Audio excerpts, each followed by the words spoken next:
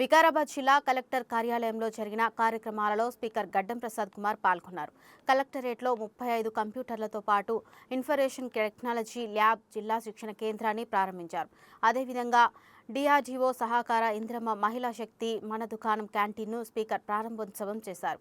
జిల్లా కలెక్టరేట్లో Kotak Mahindra bank Vikarabad branch సహకారంతో అందించిన 2 నూతన అంబులెన్స్ సేవలను స్పీకర్ ప్రారంభించారు. ఇంకోటి చేయాలి అని మాత్రము లేదు. అందుకే నేను వారితో ఎవరు విమర్శ చేసినంత స్థాయి నుంచి విమర్శ చేయకుండా స్థాయిలో కూడా విమర్శ చేసి సద్విమర్శలుగా ఏ విమర్శ చేసినా కూడా ఉపయోగపడాలి, సమాజానికి ఉపయోగపడే విమర్శ చేయాలని తెలియజేసుకుంటూ మరి మాకు వికారాబాద్ జిల్లా కలెక్టర్ చాలా డైనామిక్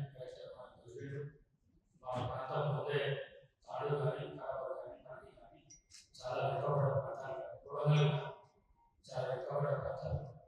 మరి వీటి అభివృద్ధిలో కూడా వారి కృషి కూడా ఇదలేదు. అలానే పోలీసు వ్యవస్థను ఎక్కడ ఏ జిల్లాలో కూడా కొద్దిగా రాజకీయ నాయకులు కొద్దిగా డిస్టెన్స్ మెయింటైన్ చేస్తారు. కానీ మన దగ్గర మన ఎస్పీ గారిని మనం ఇవ్వడం ఏంటంటే వారు కూడా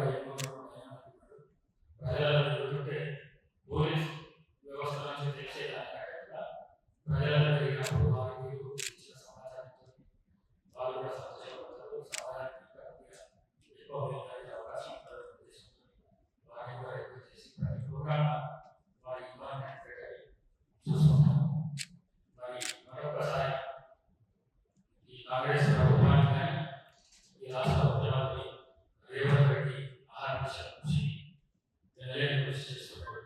వాటికి మనస్ఫూర్తిగా